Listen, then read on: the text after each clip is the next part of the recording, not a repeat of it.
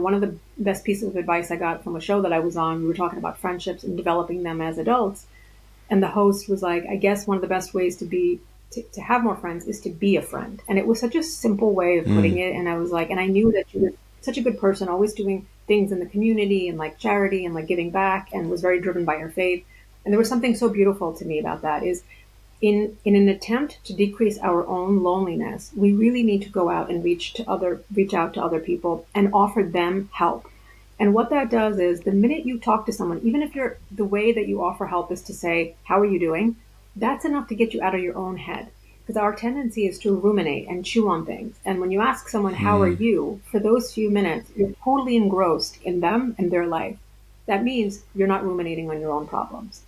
And so the ways to decrease social isolation can be as simple as making eye contact with someone. You're at the elevator, you're waiting, look at them, smile, say hello. How was your day? We started out, you asked me, how is your day going so far? I really appreciate that, and then I would say, when mm, you ask someone how they're doing, wait for them to talk about it. And then, if you want and if it's appropriate to jump in and say something about yourself, but if not, you can keep talking about them. And then at some point get vulnerable, be open, and I really appreciate that you are so open with your own journey and losses, because immediately it makes a person feel comfortable with you, and then they want to share. And then I shared with you that, like, I talk about my mom's illness, but eventually I lost her too, and it was hard on me. And it gave me so many insights and how to be helpful to others when they're losing someone, and grief and caregiving and all of that. So I feel like there's ways to form social connections, and I call them social snacking or micro connections, where like these built in, your mm. dog walker, the barista, the grocery store clerk,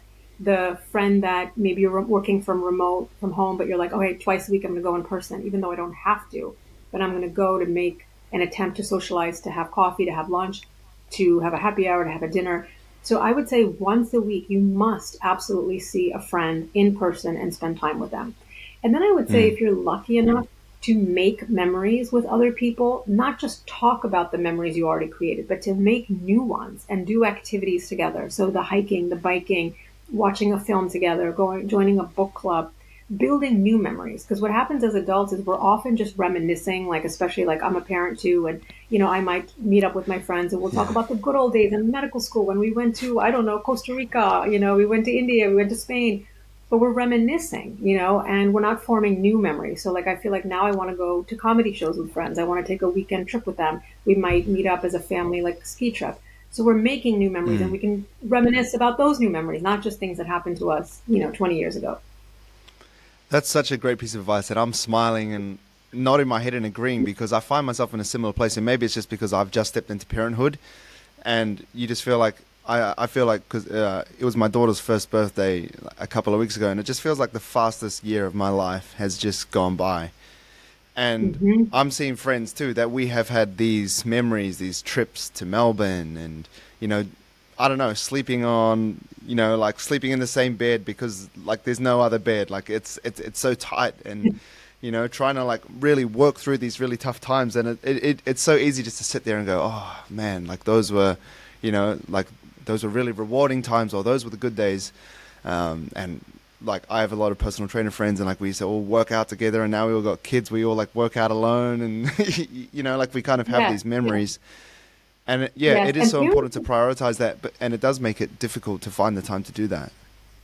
yes, and parenting can, no one talks about the loneliness, and I think especially for men, I think like, because how often are you going to be like when we get together for dinner or for drinks, like we're sitting across from each other and we're talking and we're sharing and we go emotionally somewhat deep, somewhat quickly, and like stereotypical, I mean, it's not always this way, but stereotypical male friendships, like you're meeting and you're like either playing sports or you're watching a sports game or you're sitting side by side at a bar watching a game, so Mm, there's all these things set up to not have to talk and to not have to go deep, because there's always an activity. And activities are great, but don't be yeah. afraid to go deep and be like, yeah, like you were talking to me about this. How are you feel, like something like a loss or a change or a stressor? Like how's that going?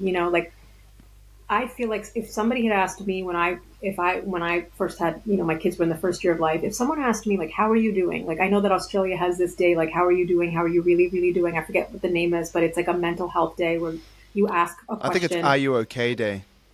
Are you okay? Yes, there you go. Yeah, are you okay? And I like I love that, and I think we all should be doing that to each other, and like being prepared to actually hear the other person's response. Like so much in the United States, we're like, "You good? How you doing?" And it's like fake. No one's actually wanting an answer. And I feel like if someone had asked me, right, like how are you doing? Like I know you just had a kid. I know you celebrated the first birthday. It must be so beautiful and so rewarding. But how are you doing? And it would have been an opportunity for me to be like, "Thank you. I feel seen." It's not easy, you know. Mm. And to give someone this phrase I love so much, compassionate listening is giving the other person the chance to empty what's in their heart. And I want to be able to help people because I do that as a job, as a therapist, to give them space, like an open vessel, like go ahead, vent, dump, whatever it is, and we have to be mindful. We don't want to keep venting forever. I would say 15 minutes is like the sweet spot, taking cues if the other person isn't interested in your venting, asking for permission. Is it okay? Like, I'm kind of struggling with this. Like, is it okay if I ask you for your advice? Are you in the right headspace? If not, let me know. And then the other person not interjecting and like we're so quick to be like, in my opinion, this is what I would do, Mm. instead take a Yeah. moment and be like, what would be helpful for you right now? Or empathizing, like, I'm so sorry, like that's really tough. That must have been really hard.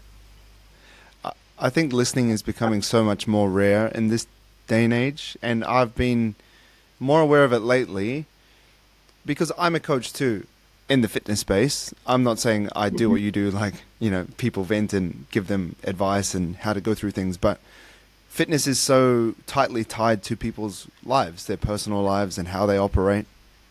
So I do spend a lot of my time listening. And when I sit down and talk to people in my world, sometimes I just kind of like, I'm actively thinking, like, are you really listening, or are you waiting for an opportunity to speak for me to finish so that you can say, oh, yeah, I've been doing this and I've been doing that? Or are they asking questions to me just so that they can speak about that exact question? So I'm just going to say something and then they can actually say what they really wanted to say. I think it's really rare, and even with the addition of phones and things like that being present at the Yeah. table or in day-to-day life, and even for their career, like I have to be on my phone quite a lot throughout the day if I'm posting, if I'm doing things, not because I want to ignore people, but it's just the reality of how I've chosen to step away from personal training face to face to being online.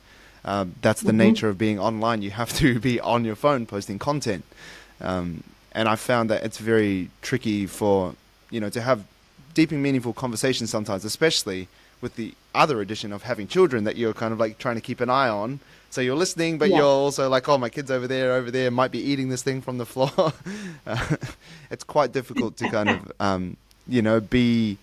be heard sometimes. So yeah, I think asking that person, how are you feeling? How are you doing? Is such a great tool. When I first thought of doing a podcast in 2019, I wrote down everything that I wanted to achieve with the show. And one thing I never wrote down was to spam you with ads of products that I never really used myself. However, I did write down that I wanted to grow it as big as possible and have as many interesting people on the show as I could. To help make that happen, all I ask is that you leave a review on the podcast platform that you're listening to this episode on and share it with someone that you know it will benefit. If you want to support myself even further, and more importantly, your body transformation, and are interested in having me as your coach to help you achieve the results that you just can't seem to achieve on your own, you can visit teamrockashby.com to see what program fits you best.